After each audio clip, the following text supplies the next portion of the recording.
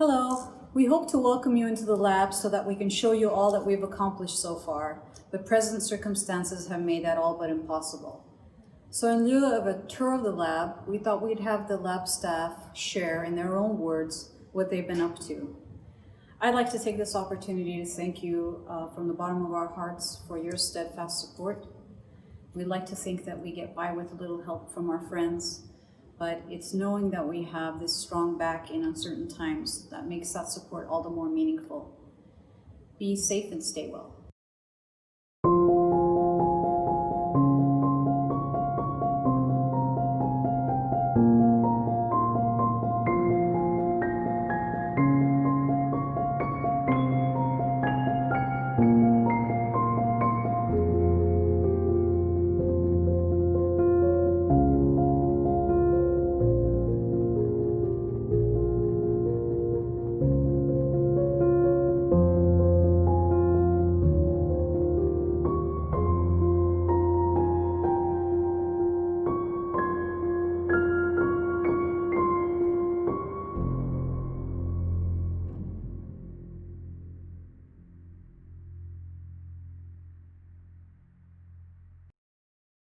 How the makerspace came to be, all of that was a desire by librarians or by a library admin and by people who work at Central Library, by supervisor, about having a makerspace at Central Library. This is completely, like, we didn't get outside funding to this. This was just very much a library initiative. The lab is named for Octavia Butler. We were very, very excited to name the lab after such a famous writer, kind of big thinker, and staff were very, very excited about it. She loved the library so much that she became a library volunteer, teaching an adult literacy program, and in her application to become an adult literacy volunteer, she said she did it because she wanted to help. And part of the lab's mission of what we are is that we are creativity within reach. And part of it's informed by Octavia Butler's writing about her philosophy about what is the role of a person in a society. In Parable of the Sower, she talks about, how there's no constants but change. And from reading these books and other books, we see that technology always has this choice, this ethical choice to do what is good, what is helpful. We always, as a people, we have a choice whether or not, there are no easy solutions. Can we make the solutions that is best for our society? Not necessarily what's easy, but what is best. And sometimes these solutions hurt. And part of it is just with the lab and how we approach it is that we try to think about, what would bring the greatest amount of good and help to our society. The lab opening was quite fabulous. The mayor of Los Angeles came by, Mayor Garcetti, so did the estate of Octavia Butler, and a lot of her cousins, and her oldest friend was there. And we were so excited to have this space open to the public. People were immediately calling us, trying to come to visit. And people were genuinely excited about the name. People were so honored and so intrigued that we named ourselves as a tech space, a maker space after a science fiction writer. Somebody whose job it is to imagine the impossible or imagine, quandaries for us in the future. And we are, as a library, as a research facility, as, trying to deal with, inequities of access of technology. It's just this kind of just beautiful moment of being named after Octavia Butler. So the lab has a whole bunch of prototyping equipment that is pretty much accessible to the public. We have 2 3D printers, we have a CNC mill that carves an object roughly the size of a coffee cake. We have a laser cutter that cuts 12 by 16. We also have a VR equipment. We also have an audio-visual digitizing station. So pretty much we find that VHS will degrade within the next 20 years. So part of this is trying to make sure that stories get retained, stories get told, and people who don't have this equipment at home can digitize it so they can share it with their friends and family and be able to tell their family stories. We also have a large format printer so people can print out posters. We have sewing machines and embroidery machines so that people can it's a mix of old and new, of being able to prototype and create things they need. We have 10 licenses of Adobe Creative Cloud that's split between Macs and PCs. We also have a studio that acts both as an editing space, a recording studio, and also as a video editing space. So we have like a 3-monitor setup and 5 speaker setup. So it's pretty much, it's very, very kind of a flexible space that once you sign up to be a member, you're more than welcome to use the space. The lab has somewhere in the neighborhood of 1,000 members at this point. We, on a regular business day, have somewhere in the neighborhood of about between 20 to 30 people individually using stations, but we have dozens more people who come in every day who are interested in who we are and what we do and what's available and how it's applicable to them. Providing access to this information, to this technology, to this equipment, these tools, to people who don't have the means in their everyday lives to purchase any of this, because it's too expensive. It's difficult to get across to people what that access means.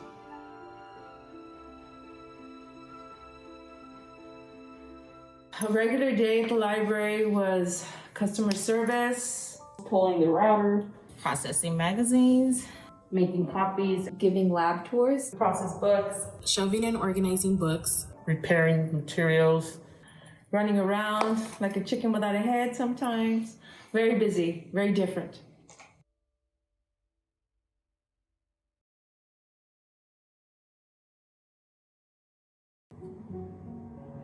Part of the pandemic and part of dealing with COVID-19 at that point in time was sort of like everything was kind of a mystery for us. We had no idea. We knew that it was very contagious. We knew it was a horrifying disease that we didn't have a cure. We still don't have a cure for. So closing to the public was the right move. However,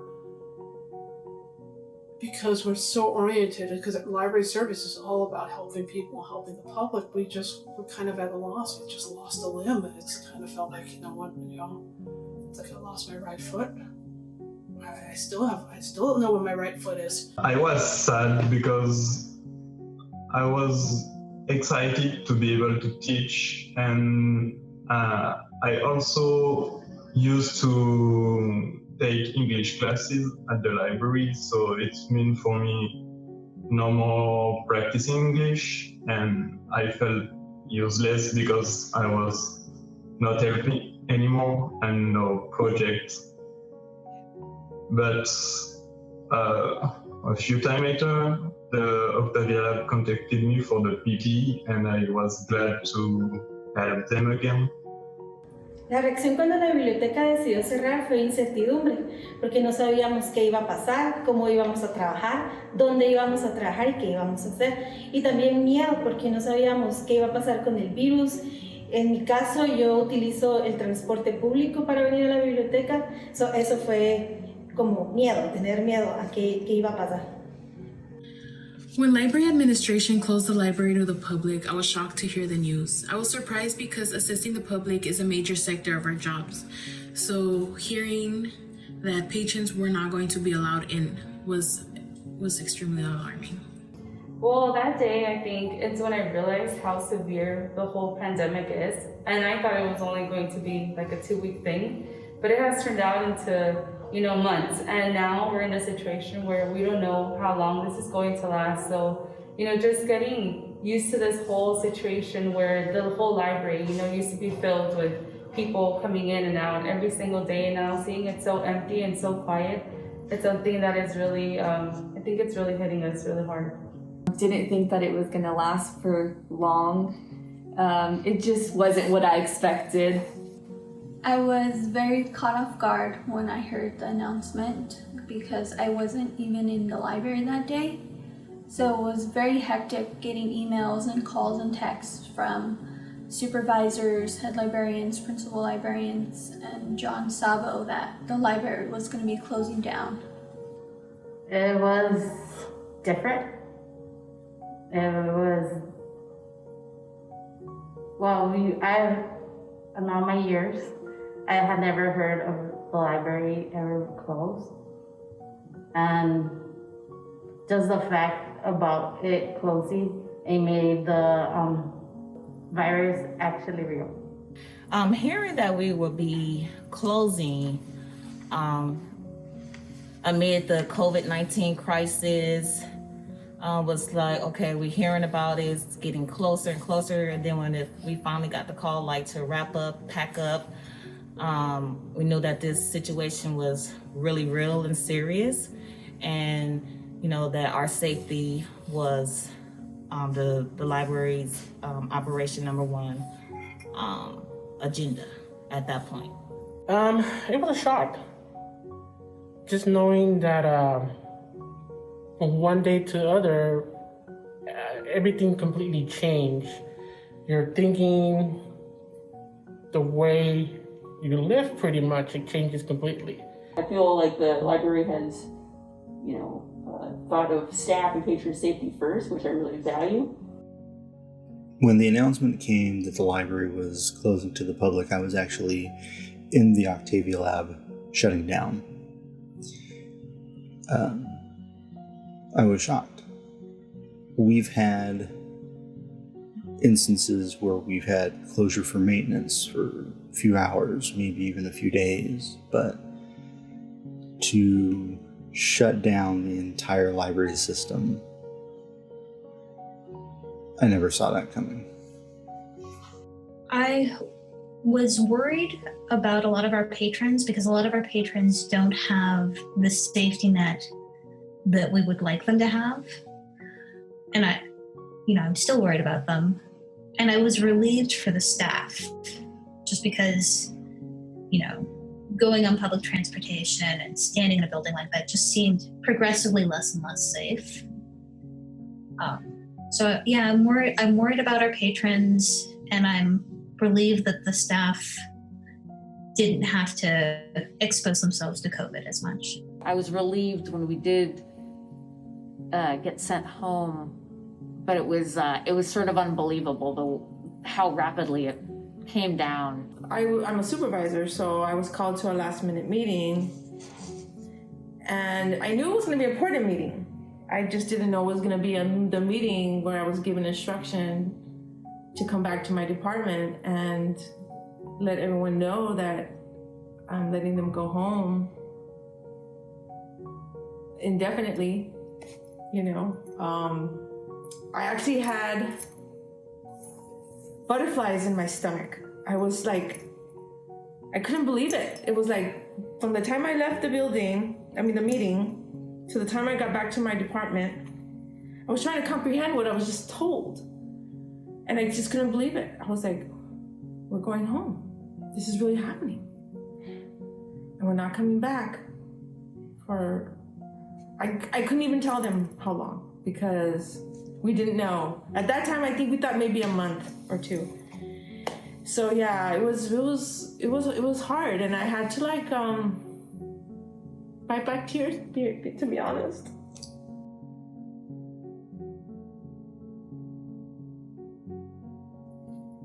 It's much quieter, for one. It's lonely, it's quiet, different. It's definitely much different, not being approached constantly by patrons asking for help. It's very quiet, it's very different. It makes it seem, it lets us know, how severe this whole situation is. It's very different. It's kind of lonely. I really miss the hustle and the bustle of this building. I really miss all the interaction and the library store, and I do miss the patrons too. I miss having life in this building. It's really not the same.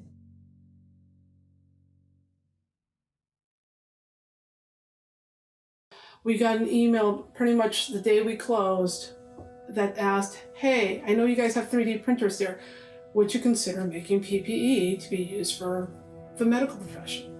At that point in time, we were close to the public, so we talked to each other about it, and our decision was that we weren't going to do it. So we sent an email to this doctor who worked in the ER over at UCLA. About 2 days later, I got an email from Susan Broman, city librarian for the city of Los Angeles, for the library for LAPL. And Susan Broman, forwarded this email from the mayor's office saying, hey, these are all, these are all the makerspaces that are in the city of Los Angeles. Can you consider making PPE to help out with the medical profession? So I reached out to Lacey immediately and it said, hey, we got this email from Dr. Akura who wants us to make face shields. And with their expertise as a prototyping space, they have a space called Advanced Prototyping Center. As a makerspace, high-level makerspace, they knew how to prototype. They knew how to ask the questions to get approval from the medical profession. One of the things that we don't talk about is that in order to get things accepted by doctors or accepted by hospitals, you have to get approval by somebody. We finally got our prototype accepted by Cedars-Sinai. So we closed the library the 15th. We pretty much started this on pretty much a week later. And from there, reached out to Lacey, figured out kind of the prototype we were going to work on. Then we talked to doctors, got input from doctors, developed a Prusa face shield, which has the petal format, which covers the eyeball, so droplets can't enter into the top. Got that approved by got that approved by Cedars-Sinai. That's how we ended up making face shields. Because we were 3D printing parts, that took a little bit of time. We realized that it was pretty much in our best advantage to get all the 3D printers that we could that were of a certain size into LAPL. So we borrowed 3D printers from Pio Pico, our sister branch down in that's soon to be open to Makerspace, and borrowed those 3D printers also. And part of our job and part of who the Octavia Lab is that we share the knowledge we have with everyone, and to build the best ability so that if people want to try out or people want to experiment, they're able to do so.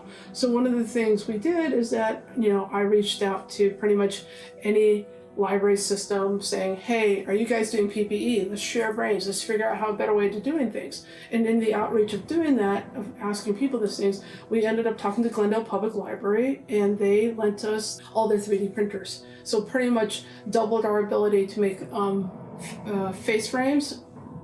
So we are at running a capacity able to print 100 face frames a day.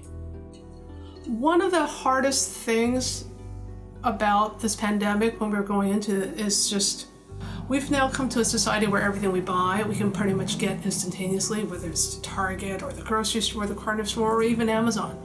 Everything is how quickly can you get it and how close to now can it be. And in exchange for this efficiency, we have given up on resiliency. So when the first part of the pandemic happened, and when we couldn't get things from other countries, we couldn't get our cheap materials from China, it was really, really hard to get the materials to create stuff for our face shields. It's like we couldn't, everybody was making face shields. Everybody was, trying to build X, Y, and Z, so it was really hard for a time to get plastic. It was very, very hard for a time. It still is hard right now to go get elastic. It's difficult to get foam.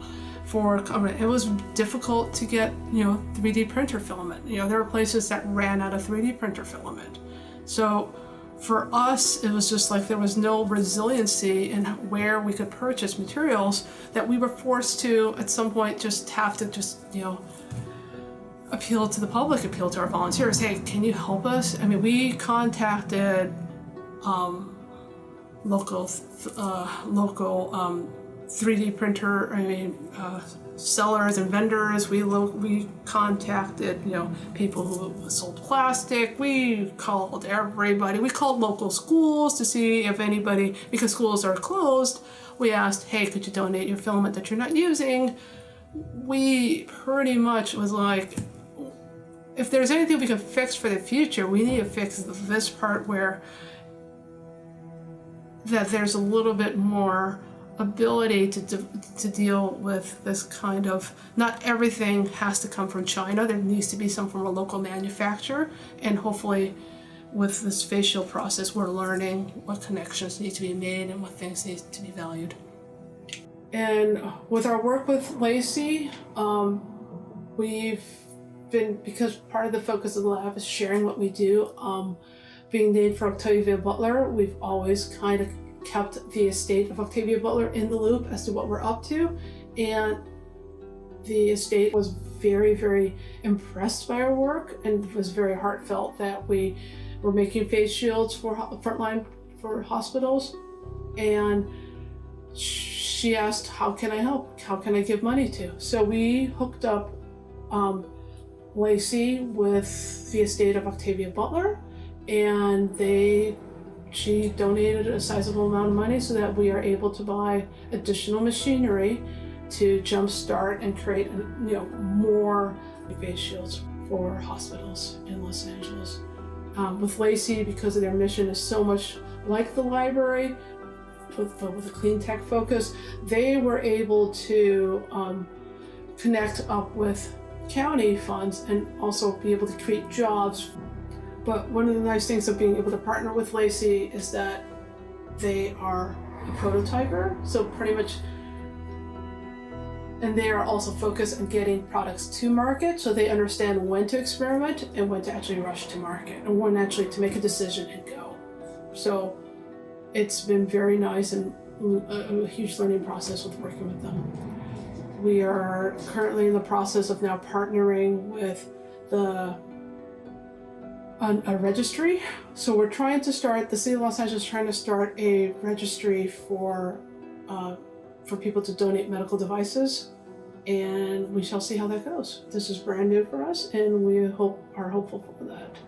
We also, because we were so focused on getting the community involved in what we do, we have a lot of volunteers that help us. We're very grateful for our library board president, Commissioner Cow, who's been very helpful in spirit, getting us donors, getting us donations, supporting us, finding us people to work with. And it's just, we are here to help, and pretty much we will leverage all that we can to help as many people as we possibly can. What makes one of our partnerships special, I guess, or part of how we've been doing things, we have a very robust shipping department since we serve, 72 branches but 72 libraries, and these libraries are located geographically throughout the Los Angeles area. And so we have a shipping department, and for us, being able to work with our shipping department, being able to deliver boxes and boxes of materials from one location, from us to our local hospital, was fantastic. When in our current venture right now, we're actually taking face shields that are being made in Baldwin Park and then delivering it to a local hospital. And we're now scaling up from what used to be a couple hundred to 1,000. And hopefully, as we learn how to work with these partnerships, move up from just 1,000 to a couple thousand. Little steps.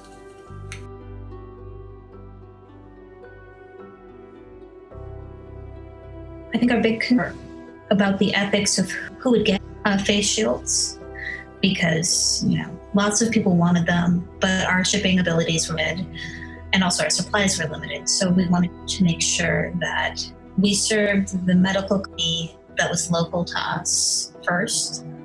And we also wanted to make sure that we could communicate with the hospitals the steps we had taken to make sure that the face shields were effective and safe to use.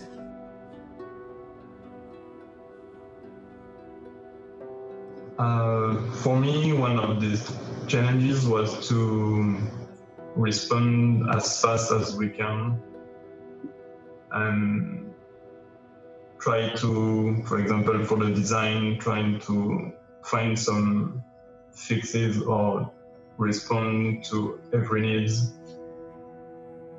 in a short period of time.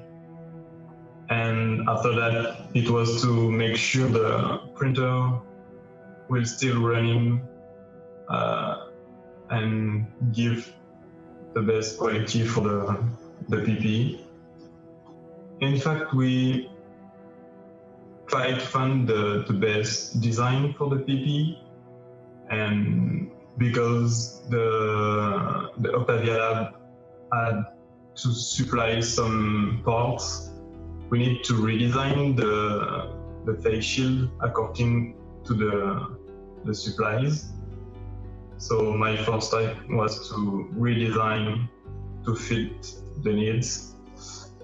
I help also with the 3D printing files to match the print job to the shift time and quality.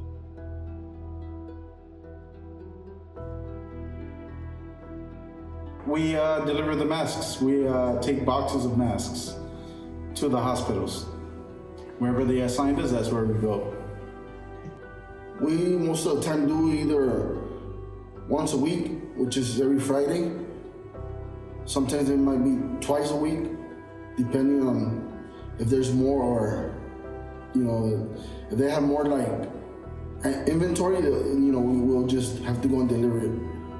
We go all around the city, so we can go deliver to different hospitals throughout. Could be the Valley, Los Angeles, any area, any city, wherever they send us to any hospital. Sometimes we have to do 2 routes at the same time. Depends on 4 or 5 hours. Feel good because I feel like we're doing something good for the community, and it's helping people that really need it.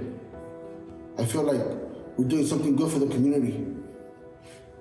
And I could see sometimes that in nurses that they feel grateful for us to deliver some shields and for their safety.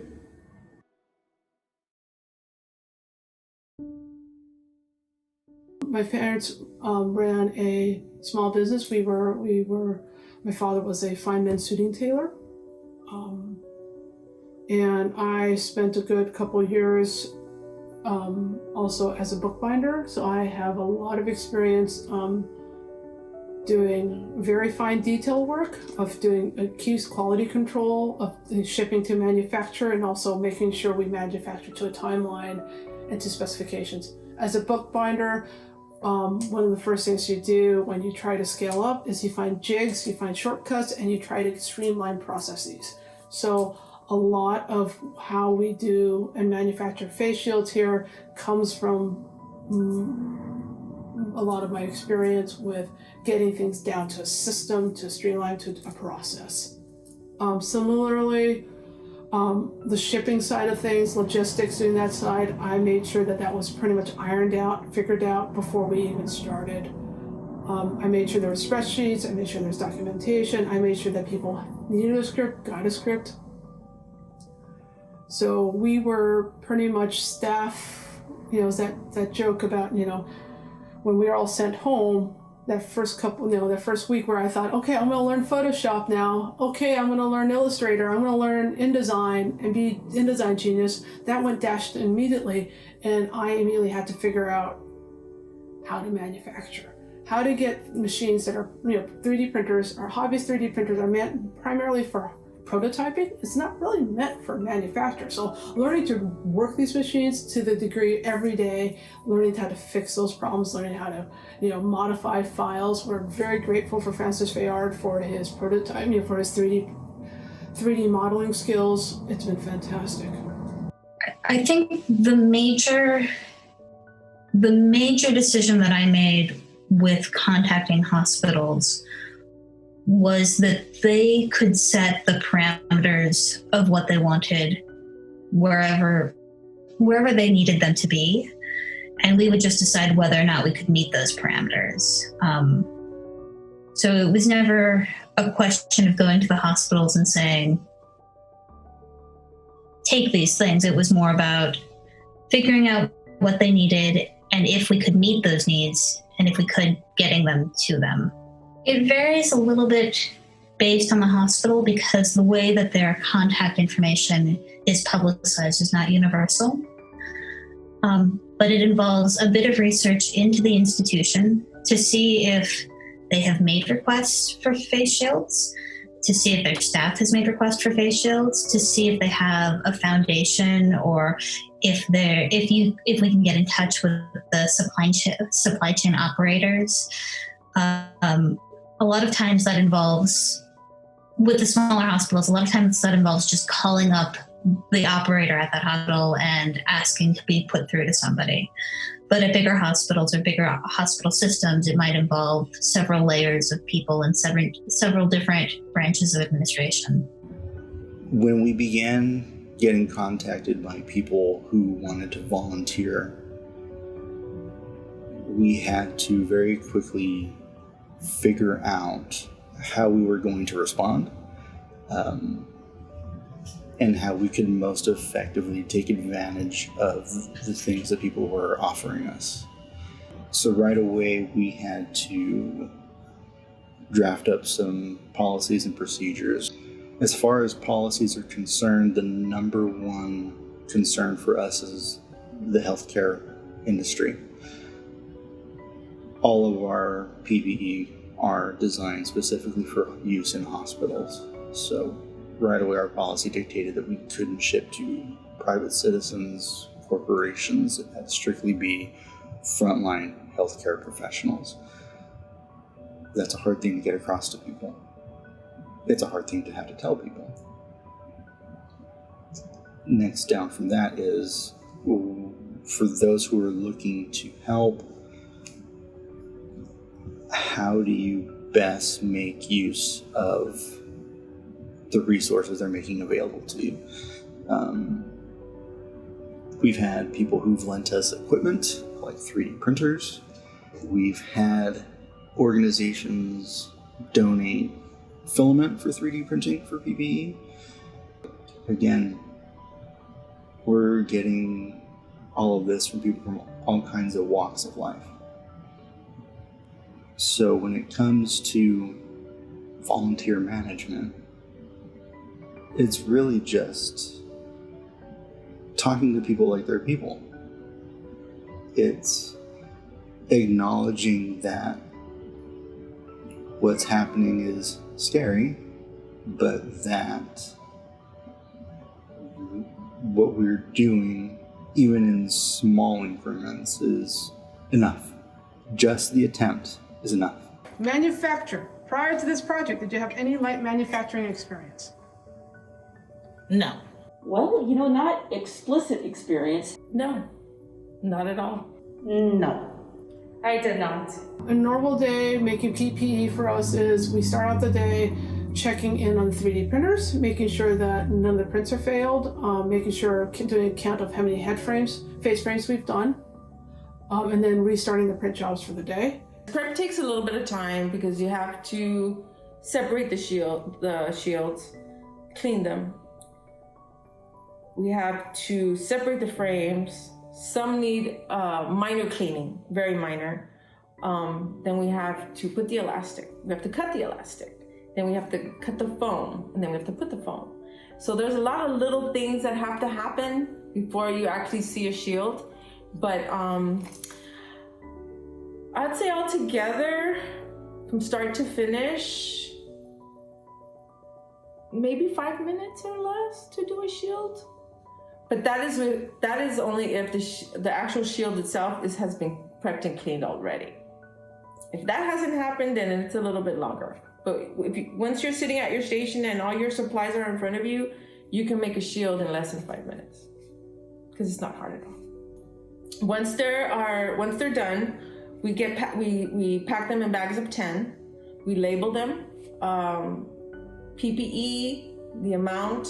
We write the word face shield so that people know what they're getting, and we pack them in boxes. And we tape them with a label telling the donee not to open for 72 hours. And that's pretty much it. We try our best. So far we've been on point to deliver once a week. I think maybe only once we had to deliver the following week, but usually it's once a week. And every Friday, our shipping guys are pretty awesome. They're available. They drive and pick up for us.